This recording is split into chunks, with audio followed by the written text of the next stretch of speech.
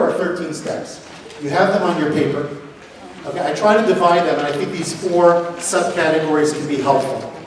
Plan, prepare is category 1. And here comes that planning piece, very important. We all know that the success of almost any meaningful endeavor lays largely in the planning and preparation. If I set myself up for success, then I in fact can hopefully assume that success will occur. The second item is empowerment, really important as well. The teachers, whoever you're empowering, they need to know that they have the authority to get the job done, and others need to know it too. Others need to know that you have entrusted this process to so-and-so or to a committee to advance. Otherwise, they're going to probably get resistance in the proverbial back channels. Hold your thought, please, for just a moment, if you don't mind. Number 3 is to monitor. Okay, I think it's to your point a little bit. The idea of staying on top of things, making sure that they're moving in the right direction, not waiting for the end, for the rollout, and then all of a sudden realizing that something went wrong. And finally, number 4, to recognize and reward. I think if we get these 4 concepts as general terms, and of course to give it as much detail as we can for the balance of our time together, we'll all hopefully come away with some meaningful takeaways. Yes? Important question. Please. Should staff expect to be compensated if you empower them with something additional? I think that's a great question. I don't want to delve too much into it because I think it does lie largely with the culture of your school and institution. The question was, does staff expect, I think it was, do they expect to be paid, should they expect to be paid for additional work, such as this? So I think if I asked however many people we have in the room, I might get that many number of different answers. I might, I'm not sure. In the general sense, if you build it into the culture, that there's an expectation that you're going to teach X number of classes, but that we're also going to lean on you for Y number of hours of, let's call it, institutional service, or something like this, that you're going to give to the school above and beyond. It's built in to the understanding of employment, it's built into your contract, it's built into your understanding that this is how we operate, because school is not just about, I walk into my classroom, I do my job, and then I leave. But it's a collective responsibility, then maybe you don't have to pay. I don't know. If, however, it's seen really as additional, if you don't give them some kind of perk, they probably will be minimally disturbed by your request, if not flat out antagonistic. And certainly you won't get the outcome that you desire. That would be my short answer. But I'm sure other people, smarter people in the room, have other thoughts, and certainly I would encourage you all to have that conversation a little bit later. Over lunch sounds good. Right, continue delegation over lunch. Waiter, I'd like to delegate the service of my table. Okay. All right, so moving along here, we've got, I hope I don't have to read all of these to you. Can everyone in the back, just by nodding your head, can you see these items? Okay, you can see them, and you have them on your paper too. So I don't want to take the time to read through all of them, but as you can see, it's a process. And oftentimes really good processes start days, weeks, maybe even months before the actual thing that people see gets started. The aforementioned positive behavior program that I talked about before, the rollout with the Rebbe and all of this, that process began, if I recall correctly, Pesach time. It didn't launch until November. And we waited that long because we needed a number of various things to happen before we could really do it effectively. So you have to know your institution, you have to know your school, your MISID, and really figure that out. Some really small things might not take a lot of time. But the big things, the important things, the things that you really want to take off of your plate, you don't want to look like that guy, right, on the desk whose papers are stacked up, but I bet all of you have some of that going on. Right? That does oftentimes take time to properly prepare. So jumping right in then, number 1, we've got to decide what to delegate. Now, ideally, this is ideal, this is your lechatchila. Starting with a small project, keeping the stakes low is a good idea. Because you want to hedge your bet. You want to minimize the impact of a poor decision or a negative outcome. So the more that you can train people, this, by the way, is also a process. You have a big idea in mind that you want that person to be able to undertake, but maybe you're not ready to give it over today. First, you want to see, do they have the basic skills? Can I nurture and train in order to do it? You know, we oftentimes assume that people can do things that they may not be ready to do, but oftentimes we don't take enough time to really train the how before they actually do the what. And so that's valuable for our colleagues as well. Okay? Leave ample time for mistakes. Very important as well, because mistakes are invariably going to happen. So if it's something with a deadline, the earlier you can start, the likelier it is that you can finish the process successfully. And finally, never delegate. Here, so somebody pointed out this morning, actually quizzed me at breakfast. It said, so what are the things we should never delegate? And I was like fumbling for a second. I don't know why. I guess it was on my first cup of coffee still. And here is your answer. Not to delegate things that you wouldn't be willing to do. And I don't mean this in the sense of, well, I can't delegate to the janitor because I wouldn't be willing to clean the floor. That's not what I mean. I'm referring to the types of tasks that you want to entrust to your inner circle, whoever that might be. They should feel like it's not beneath you, and that's why you're delegating. I think the way you want to present it is exactly what we talked about before. We have a lot of things that need to be accomplished for us to be a great Meisid. To be an excellent Meisid means we're firing on all cylinders, and I can't do it alone. I need your abilities, I need your talents, I need your energies, etc. And so this is the way that you want to try to sell it as best as you can. Give them every reason to want. It could be financial. It could be in terms of augmenting their professional skills so that they feel that they're readier to do more things down the road. And it might just be because they want to help the Meisid grow. And they've been bothered by this. In fact, I will tell you, that positive behavior thing I talked about before, it grew out of two issues. Number one, I happen to have learned it in the Yesod Mala program of Torah Umesorah just around that time. So I was feeling empowered. That was my efficacy that we'll talk about. But number two, a bunch of teachers had come to me and said, we're having problems with student discipline. And so it was a beautiful confluence of my learning and issues that teachers were really struggling with. And so they were motivated to want to do this. I didn't have to pay them. I didn't have to give them any other reward. It was something they felt would help them be better professionals and help our institution. And so they did it.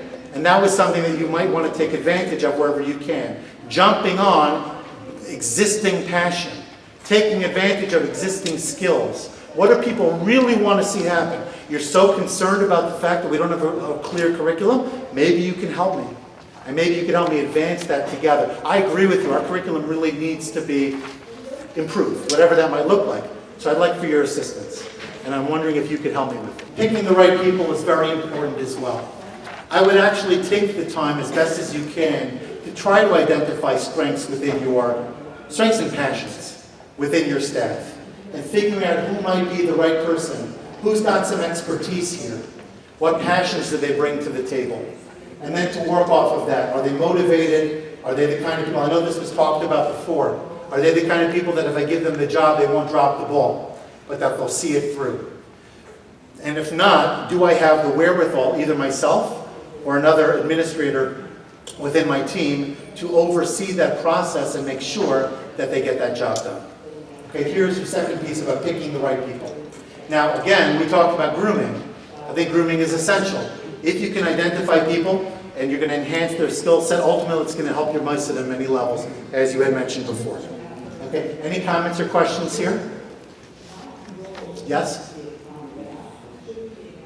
Please. A small problem. Go ahead. I thought I did a really good job of delegating a lot of different areas of the function of the school to a lot Yes. of different people. Uh-huh. I was really excited. It was my summer dream. Yes? The one common problem that everyone seemed to have was they felt they didn't have enough authority to get things done. For example, one teacher was in charge of carpool, one teacher was in charge of lunch supervision, one teacher was in charge of working on scope and sequence, Okay. one was in charge even of reviewing comments on report cards, and they feel they didn't have the backing of the rest of the faculty, because it didn't come from the principal. They felt that they offered that common theme. So for now, I'm just going to simply say empowerment is crucial. We will talk about it. So I don't think at this point you did anything wrong. Or whatever, I don't know how you started. But so far you're good.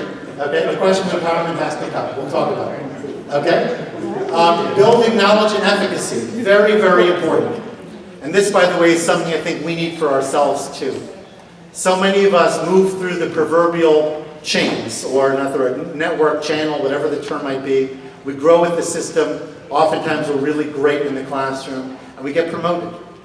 But with that promotion comes perhaps, I hope, a really robust sense of instructional leadership.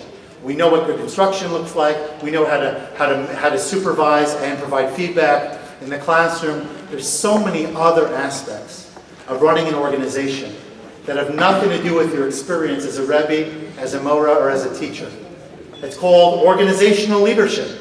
And to me, if you ask my opinion, the biggest deficit we as a group have, the biggest area where we need more training and support is specific to organizational leadership, the communication component, the delegation, the agenda setting and change management. How do we advance things in a way that moves people along in the right direction? And a lot of that has to do with our own learning and growth. Because we need to be lifelong learners. We can't assume that just because we are principals, therefore we know everything. I'm not saying anybody does, but it's something we need to think about.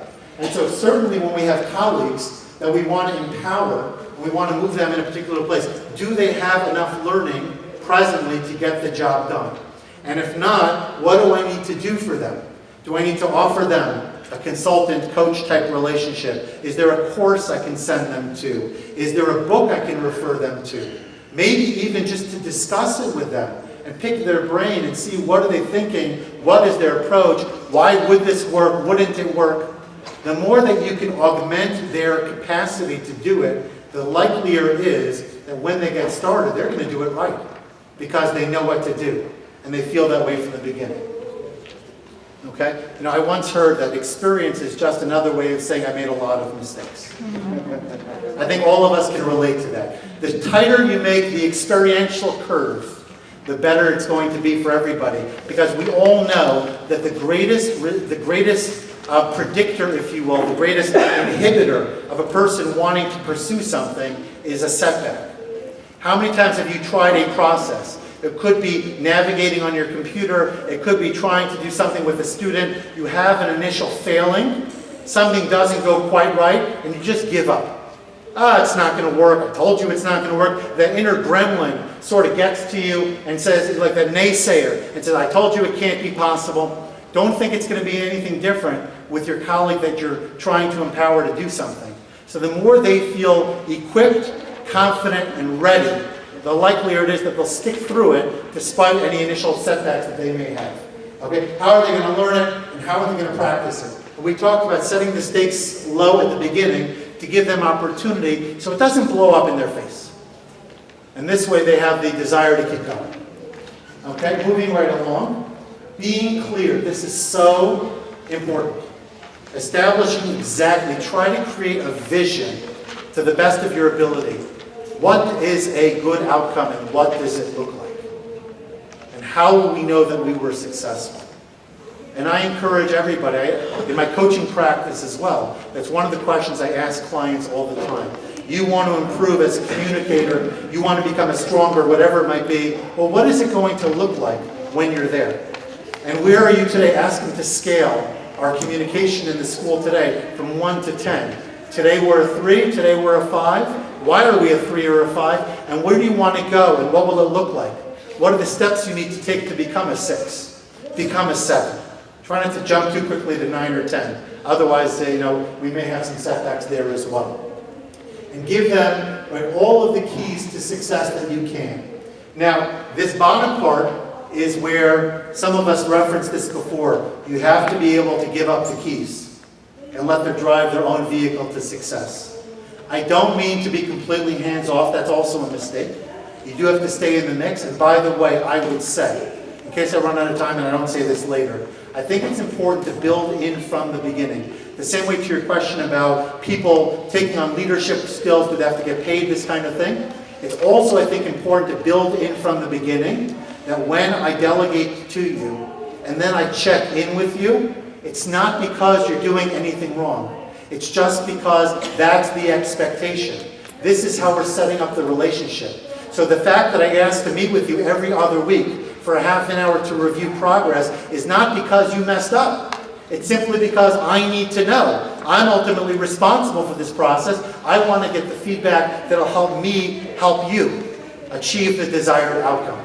So the more they know from the beginning that this is really how you're driving it, how you're setting it up, the likelier it is that they will feel comfortable with you as you check in with them and ask them those kind of clarifying questions that all of us want to be able to ask. Any questions or comments here?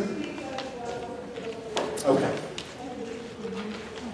Number 5 deals with SMART goals. Now, I didn't want to give this to you. I'm going to just let you know that I have it.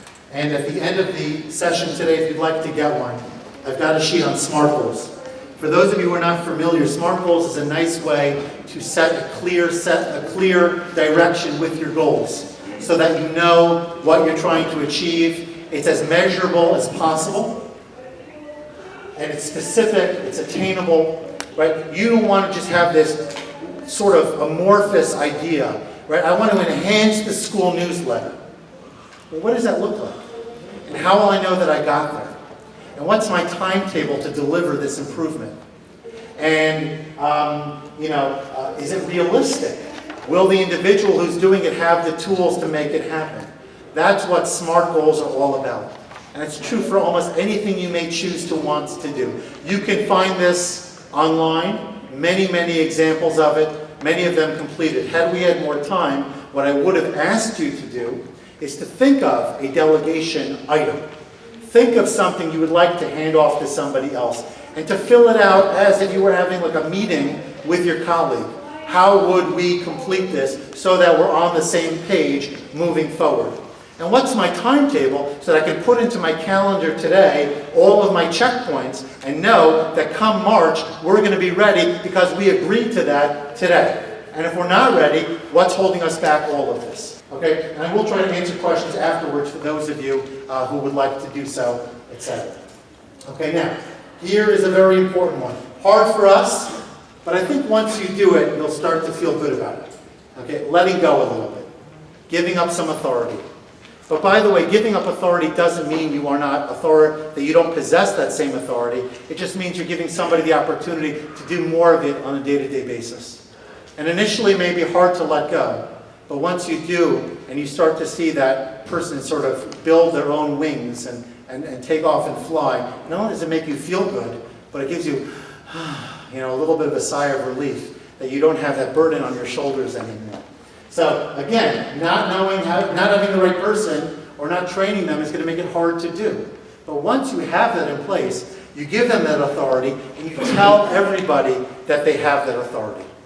Whether that's a formal title, whether that's somewhere on the stationery of your school, or it's simply something that you communicate through faculty meetings, through your memos or other things. I have asked so-and-so to take more direct responsibility in this particular area. Or so-and-so is going to be chairing a committee of teachers who are going to be assuming more responsibility here. And when the teachers hear that ultimately comes from you, they know that if they don't behave, let's call it, or they offer resistance, it's going to ultimately come back to you, and hopefully they don't want to be going that route. So that might give that person a little more authority, and maybe gumption is not the right word, authority and confidence to move that agenda forward. Any comments or questions here? Yes? How do you get the employee to exercise that authority? It's one thing to grant it and make it clear, it's another thing to... Thank you, great question. Right? It really is a great question. I think part of that has to be something that you discuss with that employee. But in part, you would want the right person to have the wherewithal to do such a thing. In other words, in part of your selection process is identifying either people who are existing leaders or people that you feel have the capacity to become leaders amongst peers. And then they'll hopefully, with your blessing, with your bracha, with your backing, they will then move forward. If they are hesitant still, then you may need to take other steps, either to empower them or to step in further. But I hope that that wouldn't be the case. Because if you do, you're going to be on that much more than you want to be. And I would try to avoid that at all costs, if I could. Okay? Yes? I think it would be very helpful. A little louder, please, if you don't It mind. would be helpful at the initial empowerment of this authority. Yes? That you be present, Uh-huh. and all those that are going to be the recipients of that authoritarian authority Uh-huh. should know that you are the backbone. So you're initiating, you're Uh-huh. implementing, Beautiful. and without being there, you're there. And I might add, you could find strategic ways to sort of maintain and strengthen that bond. Let's say, for example, in our school, I used to give out what was called a Monday memo. And the memo was like a series of items, scheduling items, as well as highlights. Highlights from classrooms, different things I wanted to share. It was a morale builder, it enhanced communication, and it really made our faculty meetings more efficient and more growth-oriented, because I didn't have to deal with the nitty-gritty, so to speak. I was able to deal with real things that were on people's minds, real items that we'd like to grow with as a staff, etc. And a lot of professional development we talked about before, rolling it out and then dropping it. Faculty meetings are a great way by which to keep the focus on whatever those growth items are, because you continually discuss it, model it, and enhance their toolkit. But to your point, on your memo, just for example, you may include a brief synopsis from your associate that I'd like everybody to see what Mrs. So-and-so has been doing in this area. Here is a quote that she shared with me recently. And so you see the bond, because people are seeing I'm leaving space on my memo. I'm leaving space at faculty meetings, time for that person to get up and debrief and update and these kinds of things. They see your kinship, and they also see that you're supporting their effort. So I appreciate what you're saying. Thank you. Okay. So, getting buy-in, really important. We talked about this. People do not want to feel that they have just been, 20 or 30 pounds of bricks have just been dropped on their lap, and now they have to sit with it. The more you can get them, now sometimes, they may be a little bit resistant at the beginning. The more you can incentivize, the more you can motivate, give them reasons to want to do it, that'll help them and help the school, the likelier it is that you will see this move forward. Because a lot of people, and I was the same way, I don't know if you've done this, would you be willing to do this? And then what happens? I don't know if you call it passive-aggressive, or if you call it just some other term, but basically what it means is that we say yes because we don't want to get into that confrontation. We don't want to appear disloyal, but at the same time, we really don't have the time for it or the interest. And so I'm just going to sort of let things happen to make sure that it doesn't happen. Because either I'm not excited about it, or frankly, I'd rather be doing other things. So letting it slip could be a variety of factors. A, I didn't have the time. B, I didn't have the interest. The more you get the buy-in, the likelier it'll move forward. Monitor progress. So important. If teachers or others think that you're going to just drop it on their lap and leave, we all know what happens, right? The cat's away. I don't want to say the mice are playing necessarily, but you get the idea. They're certainly not going to be as motivated to finish. They're also not necessarily going to be motivated to finish as well as if you were involved. Monitoring is an affirmation. It's not an insult. That part I think we make a mistake. We think that when we monitor, we're insulting the person and saying, I don't trust you. If I monitor, it's simply because A, I do need that feedback as we discussed, and B, I want to help you do the best job you can. And so for me, giving the opportunity to listen to what you're doing and provide you with feedback, I'm trying to help you do it even better. Because this was something I did for 15 years. And now I'm asking you to do it. I have a little bit of experience, but I'm not trying to control you. I'm simply trying to help you. How you package things is so important. We all know the adage, I don't care how much you know until I know how much you care. We all know that. In one form or another, we've heard that before. Or intuitively, we've figured that out. The relationship is huge. So the more people think that you're monitoring because you believe in them, and you're monitoring because you want them to succeed, instead of monitoring because you can't trust them, and you're into the micromanagement business, the likelier it is that you'll get the right outcome that you want. Any comments or questions? Yes? It seems to me that there's a concept of support. That when a person messes, you delegate, the person messes up, and then because you're so afraid of the outcome, you sort of throw them under the bus and you take over. And the next time you try to delegate, nobody's going to. That's true. You have to be able to support people who make mistakes. Yes. And not drop it and help them follow through to the That end. is huge and a very important idea. If you do this incorrectly, you said a few things, but I want to pick up on one in particular.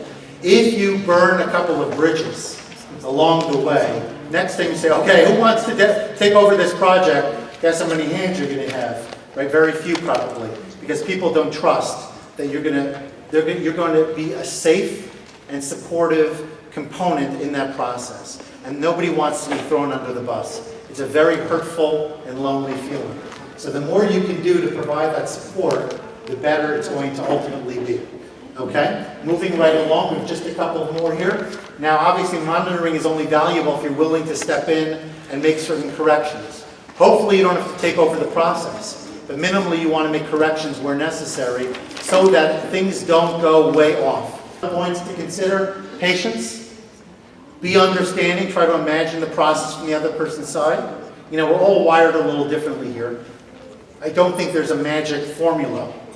This is the amount of patience you should demonstrate. You know, hopefully, when it feels right and when perhaps you need to step in.